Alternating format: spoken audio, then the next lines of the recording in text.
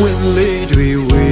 အောင်ယတနာကောင်းမှပန်လို့ဆိုင်ချစ်တဲ့မြေပြတ်သူရဲ့နာမည်လေးလာတယ်လို့လူကိုယ်တိုင်လဲလာပါတယ်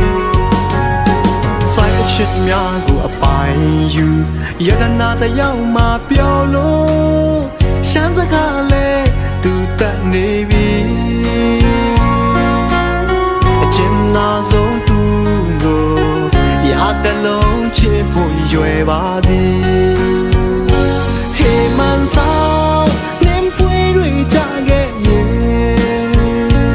ကောင်းဖို့စကားအလဲတစ်ခေါက်တော့ရောက်အောင်လို့ဆိုင်ခေါ်မယ်လိုက်ခဲ့ကွယ်တို့အများမောရှန်